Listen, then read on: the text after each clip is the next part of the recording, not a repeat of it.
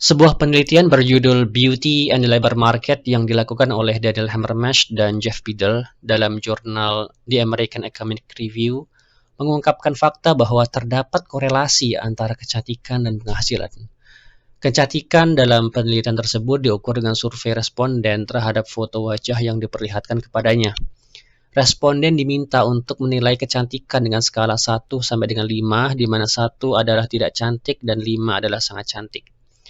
Hasil penelitian menunjukkan bahwa wanita cantik, yaitu mereka yang masuk ke skala 4 sampai dengan 5, mempunyai penghasilan 8% lebih tinggi dari wanita berwajah rata-rata. Hasil penelitian ini pasti mengganggu banyak orang dan memunculkan banyak pertanyaan, terutama mengapa wanita cantik dibayar lebih tinggi. Hamermesh yang juga seorang profesor ekonomi dari University of Texas, dalam bukunya Beauty Pays menjelaskan lebih dalam mengenai hubungan antara kecantikan dan kesuksesan. Disebutkan bahwa wanita cantik akan menciptakan pleasure of dealing atau kesenangan dalam berinteraksi, baik di internal perusahaan terhadap rekan kerja dan atasan maupun di luar perusahaan, terutama terhadap customer. Nah, pleasure ini menyebabkan proses bisnis menjadi lebih mudah dan cepat, yang selanjutnya dapat meningkatkan produktivitas dan pendapatan perusahaan. Hal inilah yang menyebabkan wanita cantik dibayar lebih mahal. Para akademisi menyebut selisih lebih yang diterima wanita cantik ini sebagai beauty premium. Beberapa peneliti dari Harvard University dalam jurnal berjudul Why Beauty Matters mengungkapkan lebih dalam mengenai mengapa wanita cantik mendapat gaji yang lebih tinggi atau mempunyai beauty premium. Setidaknya ada 3 hal yang menyebabkan beauty premium. Yang pertama adalah wanita cantik lebih percaya diri. Nah, kepercayaan diri ini diakumulasi melalui proses yang panjang, di mana sejak dari sekolah telah dipersepsikan oleh lingkungan mereka, terutama oleh teman dan guru, sebagai sosok yang pandai, hangat, dominan, dan dapat diandalkan. Kemudian yang kedua adalah wanita cantik dianggap dapat diandalkan oleh perusahaan. Dan hal ketiga yang menyebabkan beauty premium adalah wanita cantik umumnya mempunyai kemampuan komunikasi dan sosial yang baik dan dianggap oleh perusahaan akan meningkatkan produktivitas.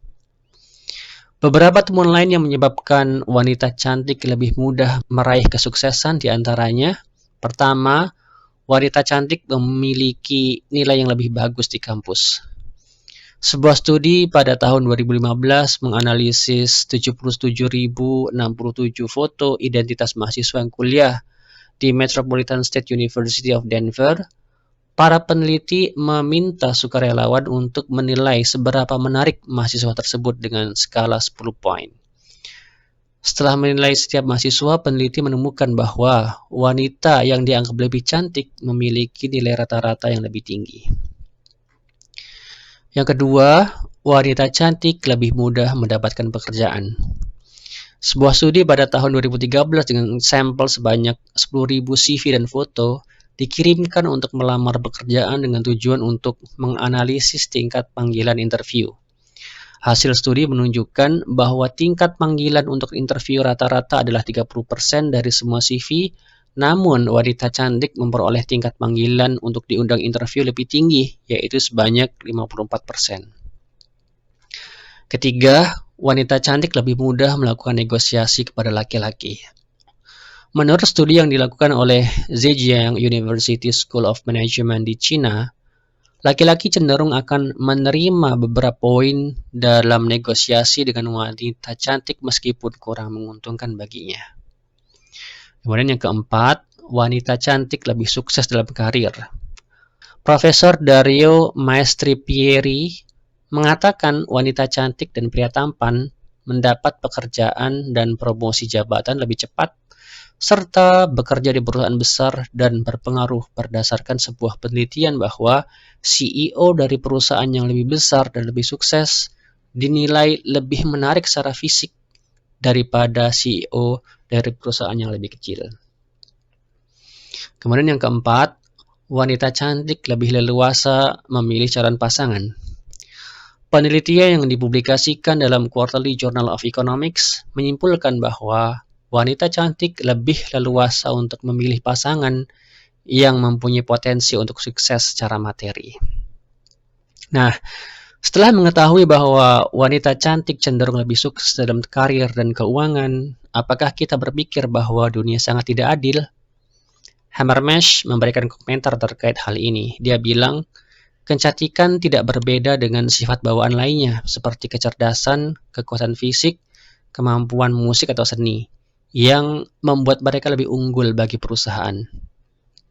Oleh karena itu, kita tidak bisa menyalahkan perusahaan yang merekrut wanita yang dinilai lebih cantik.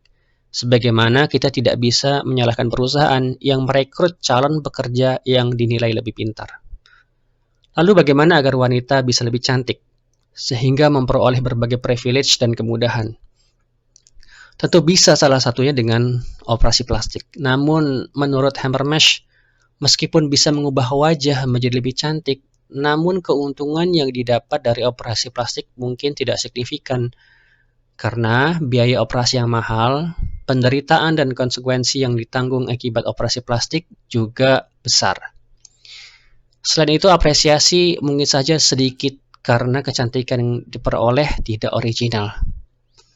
Cara lain agar lebih cantik yaitu dengan membeli baju yang bagus, kosmetik maupun skincare.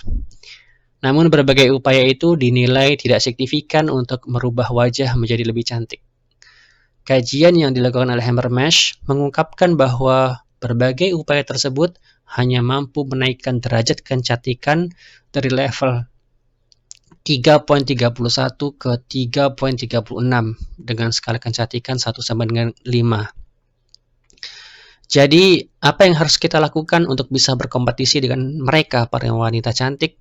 Menurut saya, cukup dengan bersyukur dan banyak tersenyum, karena syukur dan senyum membuat dunia lebih indah. Sebelum menutup diskusi ini, saya ingin bertanya kepada Anda, yaitu, siapakah dari keempat leader ini yang menjadi favorit Anda? Yang pertama, Nike Widiawati, CEO Pertamina. Yang kedua, Fitria Yusuf, CEO Citra Marga. Yang ketiga, Alexandra, Vice CEO Bank Mandiri. Dan yang keempat, Relin Shah, Komisaris AirAsia.